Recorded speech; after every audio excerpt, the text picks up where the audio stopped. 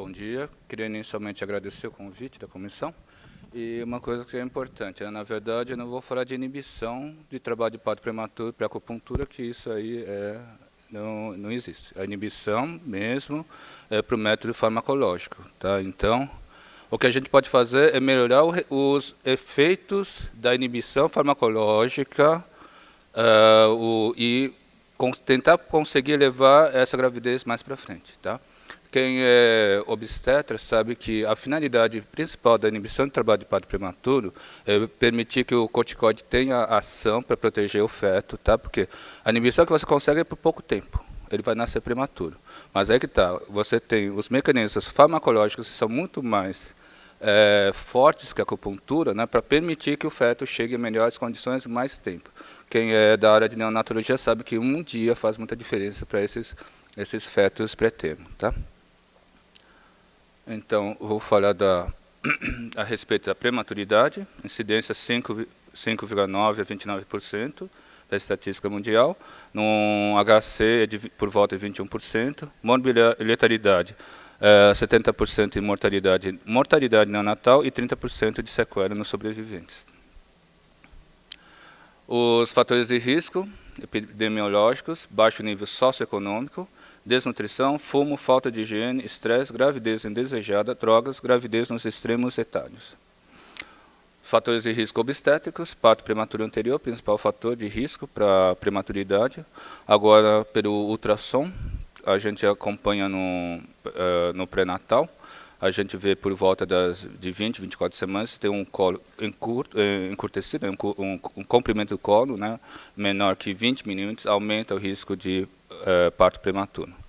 E nos outros casos, né, uma ruptura prematura de membranas, uma gestação pré-termo, vai causar prematuridade. Prenhez múltipla, polidrama para hiperdistensão uterina, malformações fetais e anexiais, a incompetência istmo-cervical, descolamento prematuro da placenta e placenta prévia, né, um quadro de sangramento, um quadro de risco para o feto, né, você tende a interromper rapidamente a gestação. E nos casos de infecção amniótica.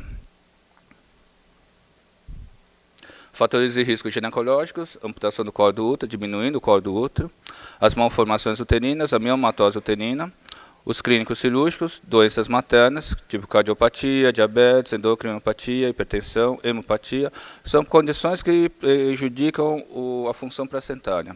Então, acabam propiciando a prematuridade. As infecções, para a liberação de prostaglandina, qualquer infecção urinária que é mais frequente, né, a própria sífilis, vulvovaginite, que para ação local, para a liberação de prostaglandinas locais, né, acabam estimulando o trabalho de parto prematuro. E a cirurgia. O diagnóstico de trabalho de parto prematuro. Então, diagnóstico, idade gestacional menor que 37 semanas, porque a partir de 37 semanas é de termo. Contrações regulares a cada 5 minutos, um período de pré-termo, não é normal essas contrações rítmicas, né, a cada 5 minutos. Dilatação cervical maior que 1 centímetro, esvaecimento do colo. Esse é o principal sintoma de que está em trabalho de parto, porque isso aqui reflete que as contrações foram regulares e foram eficientes para causar as alterações do trabalho de parto.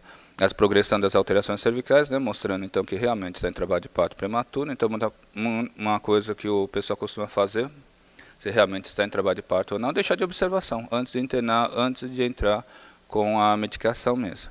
E atualmente o teste da fibronectina fetal. Esse faz o diagnóstico do trabalho de parto prematuro. Lembrar que a fibronectina fetal ela tende a ser usada entre 22 e 34 semanas, que é o período em que não é encontrada essa fibronectina. Então, se vier alterado nesse período, está realmente confirmado o trabalho de parto prematuro. É um custo mais alto essa fita, né? Os exames complementares vão avaliar por que entrou em trabalho de parto, né? Tem uma alteração da vitalidade fetal, tem uma insuficiência placentária, por isso que entrou em trabalho de parto prematuro. Isso é importante porque se alterou a função placentária, o feto está entrando em trabalho, por quê? Porque está comprometida a vitalidade. Então, contraindica o trabalho de parto, a inibição do trabalho de parto. Pesquisa de infecção, através dos exames clássicos, né, hemograma, urina 1, urocultura, a proteína C reativa, né, porque você tem que tratar a infecção. Esse é o principal fator que o médico pode atuar. Você descobre a infecção, trata a infecção e acaba inibindo o trabalho de parto. Ultrassonografia obstétrica também para ver se tem alguma malformação, algum outro sinal do feto que esteja causando, que pode estar causando esse trabalho de parto prematuro. Tratamento, então. O tratamento mais importante no pré-natal é a prevenção. O paciente tem antecedente de parto prematuro, então começar a fazer a pesquisa, pedir ultrassom para ver o comprimento do colo do útero. E depois disso aqui, na prevenção, né, o pré-natal serve para prevenção, ver aqueles fatores epidemiológicos, fatores predisponentes, ginecológicos e clínicos. Então, tratar o fator desencadeante, quando chega o paciente já com aquele quadro de trabalho de parto prematuro. Infecção, compensar a patologia materna, uso da progesterona, isso aqui você pode fazer no pré-natal, 200 mg por dia, uso à noite via vaginal. Sedar o paciente, a corticoterapia, então, você entra com a inibição para dar o corticóide, tem que ser usado entre 26 e 34 semanas. Para o corticóide agir, porque o corticóide, a ação dele é mais demorada, né? Você tem de dar o intervalo, né? A gente costuma dar 12 mg de Celestone Soruspan, e depois no outro dia repetir a dose. Aí, a partir daí, o feto pode ser considerado mais preparado para o parto, para a prematuridade. A tocose, então, aquilo que eu falei. Você tem de entrar com droga mais forte mesmo. O beta-mimético, tá? Como inibidor, trabalho de parto, prematuro mesmo, esse é o clássico, tá?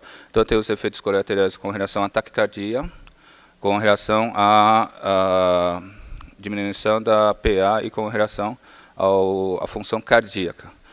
E nos casos de pacientes que têm as contraindicações para o uso de beta-mimético, tem atualmente o atosiban, que ele compete com a citocina. Então, o efeito dele é bem mais seletivo que o beta-mimético. O beta-mimético tem uma ação mais sistêmica e o atosiban tem um efeito mais específico para o trabalho de parto prematuro. Mas, da mesma maneira, a finalidade é que o corticóide haja, porque você não vai conseguir levar essa gravidez por muito mais tempo. E nos casos que você entra em trabalho de parto prematuro, a incidência da possibilidade, né, de ter do feto, do prematuro nascer e pegar uma infecção por estrepto B, ele causa, estrepto B causa uma septicemia neonatal muito rápido. Tá? Então, você já entra com tratamento da antibiótico terapia profilática. Tá? Você tem de dar pelo menos 2 doses de penicilina, e por isso que é importante essa medicação, tá? Para segurar o trabalho de parto até o antibiótico agir, até o corticóide agir.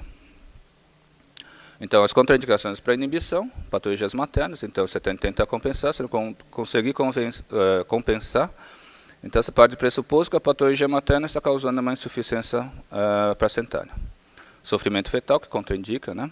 Restrição do crescimento intrauterino, mostrando que tem uma insuficiência placentária, ruptura prematura de membranas, descolamento prematuro de placenta prévia sangrante, infecção ovular. Para a medicina tradicional chinesa, então, quais são os fatores etiológicos do trabalho de parto prematuro? Falta de repouso, excesso de trabalho, doenças crônicas, dieta inadequada, problemas emocionais, doenças febris e trauma. Uma das classificações, né, do trabalho de parto prematuro, deficiência do rim, então tem esse quadro clínico. Tá? O tratamento seria bexiga 20, bexiga 23, rim 3, do mais 20, rim mais 12, estômago 36. Deficiência de Ti e sangue, esse quadro clínico, né, da deficiência de Ti e sangue. O tratamento bexiga 20, bexiga 23, bexiga 17, bexiga 18, estômago 36, intestino grosso 8. Isso para estimular a produção de Ti e sangue. Calor do sangue, tratamento então você tem que diminuir o calor.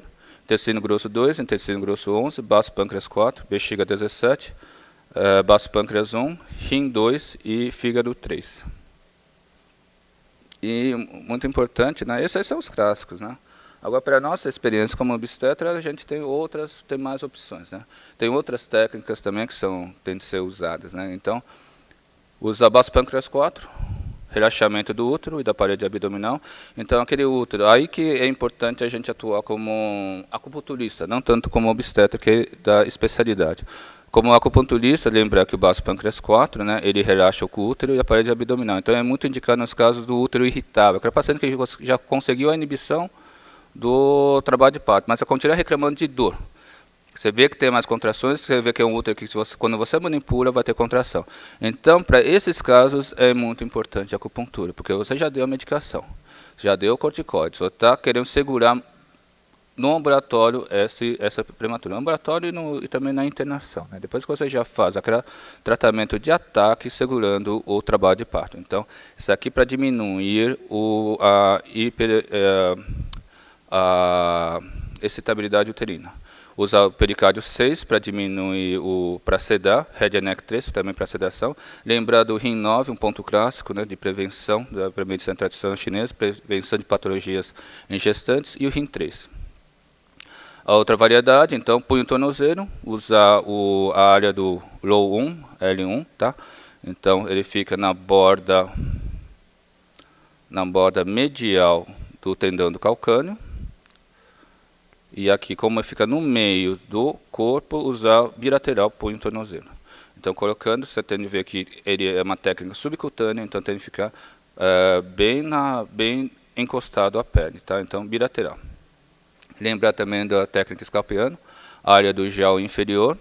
Então, seria usar o gel inferior, seria onde? Você delimita para a pupila, o gel médio, pega essa metade e essa distância você transpõe para cá, você acha a área do gel inferior. Agulhamento bilateral também. Tá bom? Bom, obrigado pela atenção.